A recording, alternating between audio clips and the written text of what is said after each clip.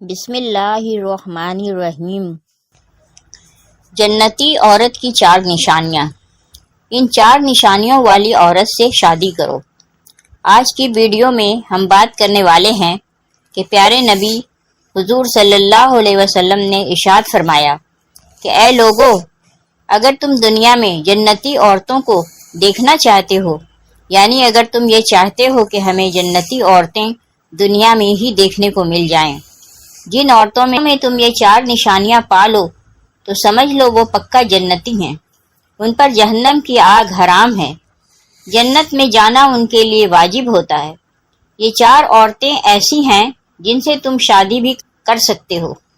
تو ناظرین، وہ 4 جنتی عورتیں کون کون سی ہیں ہم آپ کو اس ویڈیو میں بتائیں گے، اور ساتھ ہی ساتھ حضور صلی اللہ علیہ وآلہ وسلم کی حدیث کی روشنی میں 10 ایسے کاموں کے بارے میں بتائیں گے جن کے کرنے سے گھر میں بے برکتی اور بے روزگاری پیدا ہوتی ہے، گھر میں لڑائی جھگڑے جنم لیتے ہیں، انسان پر طرح طرح کی پریشانیاں اور مشکلات آ جاتی ہیں، اور ساتھ ہی ساتھ ہم یہ بھی بتائیں گے کہ حضور صلی اللہ علیہ وسلم کے فرمان کے مطابق ادرک کھانا کیسا ہے۔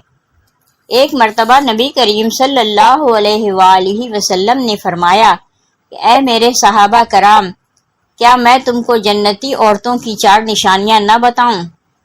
صحابہ کرام نے عرض کیا کہ اے اللہ کے نبی، ہمیں ضرور بتا دیجئے وہ 4 جنتی عورتوں کی نشانیاں کیا کیا ہیں، تاکہ ہمیں بھی پتہ چل جائے کہ جنتی عورتیں دنیا میں کون سی ہوتی ہیں۔ تو پیارے نبی حضور صلی اللہ علیہ وسلم نے فرمایا، نمبر 1، وہ عورت جو اپنے شوہر سے بے پناہ محبت کرنے والی ہو۔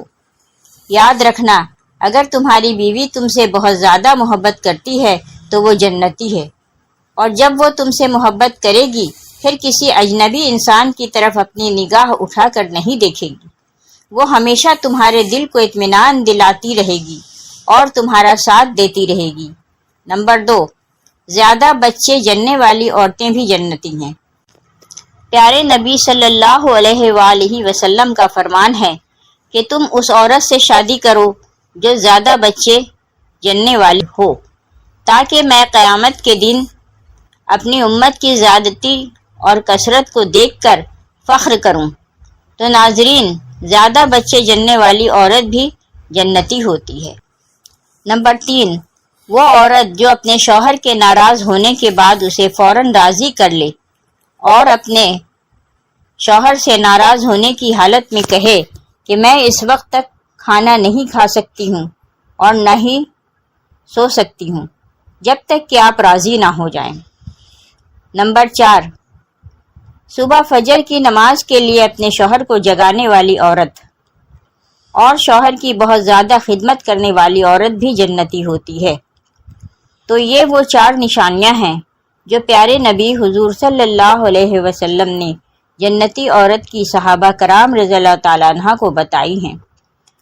اب ہم آپ کو بتائیں گے کہ نبی کریم صلی اللہ علیہ وسلم کی حدیث کی روشنی میں 10 ایسے کاموں کے بارے میں کہ جن کے کرنے سے گھر میں بے برکتی اور بے روزگاری پیدا ہوتی ہے، گھر میں لڑائی جھگڑے جنم لیتے ہیں، انسان کے اوپر طرح طرح کی پریشانیاں اور مشکلات آ پڑتی ہے۔ نمبر 1، 40 دن سے زیادہ بال رکھنا۔ زیادہ لمبے بال رکھنے سے انسان کے اوپر سستی اور کاہلی ہوتی ہے، اور انسان کے گھر میں بے برکتی اور لڑائی جھگڑے پیدا ہوتے ہیں۔ اگر آپ سنتی بال رکھنا چاہتے ہو تو پھر ایسے بال رکھو جیسے پیارے نبی حضور صلی اللہ علیہ وسلم نے رکھے ہیں، نہ کہ کافروں کی شکل و صورت بناؤ۔ نمبر 2، گھر میں مہمان کے آنے پر ناراض ہونا۔ مہمان کی خدمت کرنے سے رزق میں بے حساب برکت ہوتی ہے اور گھر میں اللہ پاک کی رحمت نازل ہوتی ہے۔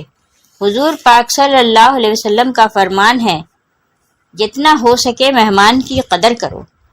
نمبر 3، آمدنی سے زیادہ خرچ کرنا، یعنی 10 روپیہ کماتے ہو اور 500 روپیہ خرچ کرتے ہو۔ ہر انسان کو اپنی حیثیت کے مطابق خرچ کرنا چاہیے، اور یہی حضور پاک صلی اللہ علیہ وسلم کا فرمان ہے۔ نمبر 4، رشتہ داروں اور پڑوسیوں سے بدسلوکی کرنا اور آنے والے مہمان سے غصے میں بات کرنا، نبی کریم صلی اللہ علیہ وسلم نے ایسا کرنے سے منع فرمایا ہے۔ نمبر 5، وسعت کے باوجود خرچ کرنے میں کنجوسی کرنا، یعنی پیسے ہونے کے باوجود کھانے میں تنگی کرنا، گھر والوں کو پریشان کرنا۔ نبی صلی اللہ علیہ وسلم کا فرمان ہے، جب تمہارے پاس پیسے ہوں، مال و دولت ہو، تو اپنے گھر والوں پر اپنی حیثیت کے مطابق خرچ کرنا چاہیے۔ نمبر 6، الٹا لیٹنا، ایسا کرنے سے بھی پیارے نبی صلی اللہ علیہ وسلم نے منع فرمایا ہے، اور الٹا لیٹنے سے بیماری پیدا ہوتی ہے۔ نمبر 7، کسی پیڑ کے نیچے یا کسی ایسی جگہ پر پیشاب جہاں پر لوگ بیٹھ کر دین سیکھتے ہوں۔ پیارے نبی صلی اللہ علیہ وسلم کا فرمان ہے، ایسی جگہ پر گندگی نہ ڈالو جہاں پر لوگوں کو تکلیف ہو۔ نمبر 8، صبح سورج نکلنے کے وقت سوتے رہنا۔ حضور صلی اللہ علیہ وسلم کا فرمان ہے کہ صبح جلدی اٹھ کر نماز پڑھو، اور جو شخص دن نکلنے تک سوتا رہتا ہے، جب تک سورج نہ نکل جائے تو اس کے گھر میں بے برکتی ہوتی ہے۔ نمبر 9، وسعت کے باوجود پھٹے ہوئے کپڑے پہننا، یعنی اگر آپ کے پاس اتنی وسعت ہے کہ اچھے کپڑے پہن سکتے ہیں تو پھر آپ کو بہترین کپڑے پہننے چاہیے، اور یہی پیارے نبی صلی اللہ علیہ وسلم کی حدیث سے بھی معلوم ہوتا ہے۔ نمبر 10، غریب لوگوں اور پڑوسیوں کا خیال نہ رکھنا اور ان پر پیسہ خرچ نہ کرنا۔ ناظرین، جتنا ہو سکے غریبوں پر خرچ کرنا چاہیے۔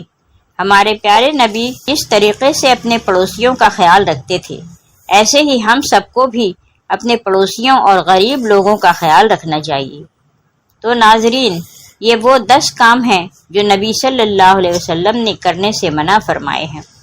اگر یہ کام آپ کے گھر میں ہوتے ہیں تو آپ کے گھر میں بے برکتی، پریشانیاں اور لڑائی جھگڑے جنم لیتے رہیں گے۔ ناظرین، اب ہم آپ کو بتاتے ہیں کہ حضور صلی اللہ علیہ وسلم نے فرمایا ادرک کھانا کیسا ہے۔ ادرک ایک ایسی چیز ہے جو بطور غذا 5000 سال سے کھانے میں اور دوائیوں میں استعمال کی جاتی ہے، اور یہ ادرک حضرت محمد صلی اللہ علیہ وآلہ وسلم کو بہت پسند تھا۔